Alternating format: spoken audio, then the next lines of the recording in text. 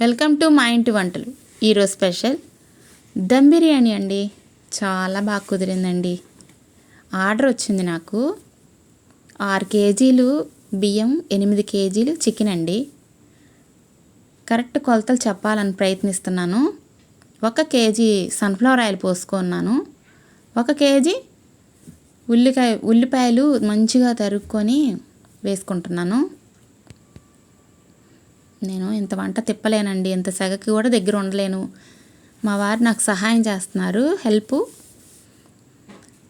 ఆయనకి అన్నీ తిప్పడం ఇలాంటివన్నీ. ఇదిగోండి, దీనిలో నేను బిర్యానీ దినుసుల ప్యాకెట్ దొరికిద్ది కదా మనకి, అదొకటి వేసుకున్నాను. దేనికి నేను ఎక్కువ ఇంపార్టెంట్ ఇవ్వనండి వీటికి. నాకు వేరే సీక్రెట్ మసాలా ఒకటి నేను చేస్తాను, దాన్ని వేసుకుంటా నేను. కానీ క్యాటరింగ్ కదా, కొంచెం కొద్దిగా వేసుకున్నాను.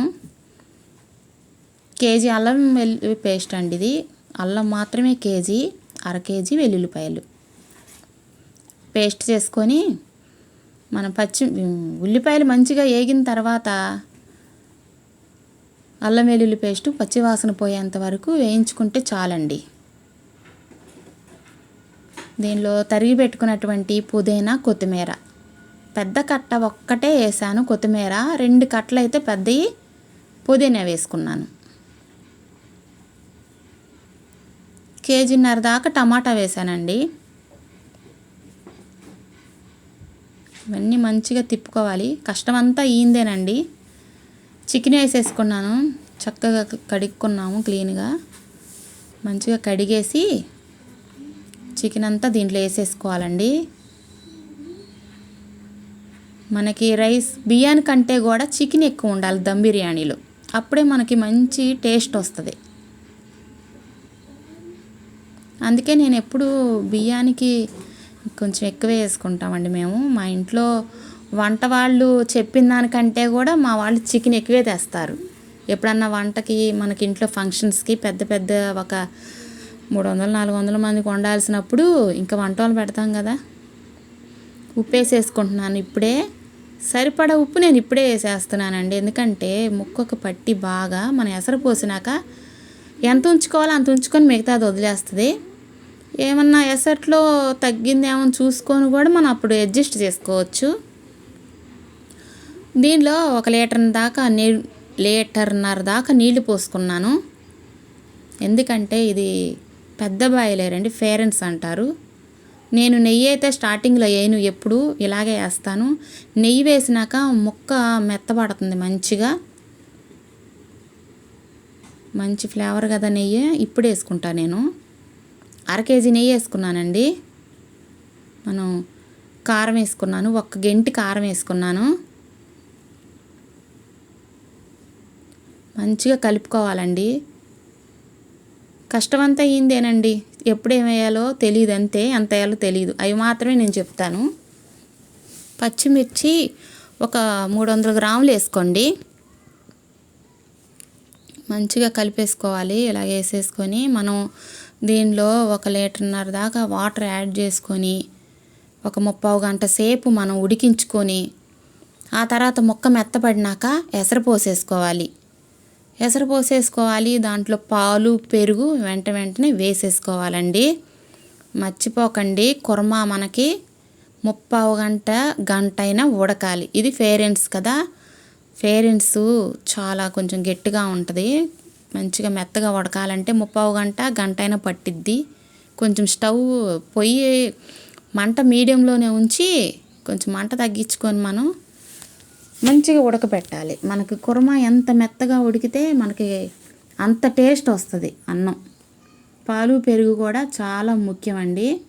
పాలు, పెరుగు కూడా వేసేసి దీనిలో మనం ఎసరు పోసేసుకోవాలి. ఎసర 1కి 2 మనకు తెలిసిందే కదా అందరికీ. ఇదిగోండి, 1కి 2 పోసుకోవాలండి ఎసర.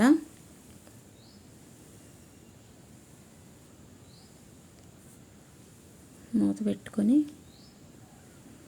1కి 2 పోసేసాము. వీడియోలో చూపించలేకపోయాను. అయితే దీంట్లో ఇప్పుడు తెరలేటప్పుడు మనకి నిమ్మరసం ఒక 20 కాయలు వేసుకున్నాను నేను. పెద్దవి అయితే 20 పట్టవు, మీడియం సైజులో అయితే నాకు 20 అవసరమైంది. 20 పడతాయి. ఇది తెరిలేటప్పుడు ఇంక ఇప్పుడు మనం బియ్యం ఇదిగోండి నా సీక్రెట్ మసాలా అని చెప్పాను కదా, చాలా బాగుంటుందండి. ఈసారి వీడియోలో చెప్తాను. సీక్రెట్ అంటే మరి చెప్పరు, కానీ చెప్దాం అనుకుంటున్నా, ఈసారి వీడియోలో చెప్తా. ఇదంతా కలిపేసుకొని నేను బాస్మతి బియ్యాన్ని ఒక 6 కేజీలు నూనె కానీ నెయ్యి కానీ రాసి పెట్టుకోవాలి. ఉప్పు అడ్జస్ట్ చేసుకున్నాం, కొంచెం తగ్గింది. అయితే బాస్మతి బియ్యానికి నేను ఆయిల్ రాసుకున్నానండి, ఎందుకంటే ఇందాక మనం నెయ్యి 6 కేజీ వేసేసుకున్నాం కదా, ఇంకెందుకని నేను కొంచెం నూనె రాసుకున్నాను. ఇదిగోండి, చక్కగా ఈ విధంగా మనం రాసి పెట్టుకోవాలి నూనె. ఇప్పుడు ఇవన్నీ దీంట్లో వేసేసుకోండి. చక్కగా వేసేసుకుంటున్నాను.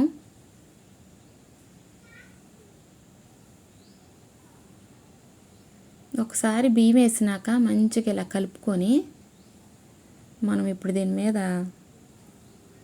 మూత పెట్టేసుకోవాలి. చక్కగా ఉడకనివ్వాలి. కొంచెం మంట పెట్టుకొని చక్కగా మధ్య మధ్యలో ఇలా చూసుకుంటూ ఉండాలి మనం, ఎలా ఉంది, అడుగంటిందా ఎలా ఉందని. ఈ స్టేజ్కి వచ్చిన తర్వాత ఒక్కసారి వాటర్ ఏమన్నా ఉంటే కిందకి వెళ్ళేలా ప్రయత్నించి ఒక్కసారి మనం మంచిగా అన్నం అంతా సదిరేసుకొని, కొంచెం ఫుడ్ కలర్ వేసాను, మీకు ఇష్టమైతే వేసుకోండి. దాని మీద మూత పెట్టి కింద ఉన్న నుప్పులని పైన వేసేసుకోండి. మనం ఇప్పుడు దీన్ని దమ్ముకి వేసుకుంటున్నాం అనమాట. దమ్ బిర్యానీకి ఇదే మెయిన్. ఇదిగోండి, ఇంకా మన దమ్ బిర్యానీ రెడీ అయిపోయినట్టుంది. పైన నుప్పులన్నీ ఇదైపోయినాయి కదా, కింద మంట అవసరం లేదు, లైట్గా ఉంటే చాలు. ఇప్పుడైతే అవసరం లేదు ఇక అసలు, మంట రెడీ అయిపోయింది కదా. ఇందా నుప్పులు పైకి వేసుకున్నప్పుడు మాత్రం మంట ఉండకూడదు కింద. ఇదిగోండి, నాకు తిప్పటం అయితే రాదు, కానీ ఇలా వచ్చి వండింది ఎలా వచ్చిందా అని చూడటం మాత్రం బాగా ఇష్టం. చూసారా, బాగా వచ్చిందండి, చాలా బాగా కుదిరింది. అసలు వాసన అయితే అదిరిపోతుంది అనుకోండి, చాలా బాగా వచ్చిందండి. మరి 6 కేజీలు ఎంతమంది తినొచ్చో, నాకు ఎంత ఆర్డర్ వచ్చిందో మీకు ఏమైనా ఐడియా ఉంటే కొంచెం కామెంట్లో నాకు చెప్తారా? నేను ఎంత ఆర్డర్ వచ్చిందో మీకు చెప్పలేదు కదా, 6 కేజీలను మాత్రమే చెప్పాను. బాబా ఎంత బాగా కుదిరిందండి, చాలా బాగా వచ్చింది. మీకు నచ్చితే లైక్ చేయండి, మరిన్ని వీడియోల కోసం సబ్స్క్రైబ్ చేసుకోండి, బెల్ బటన్ నొక్కండి. Thank you.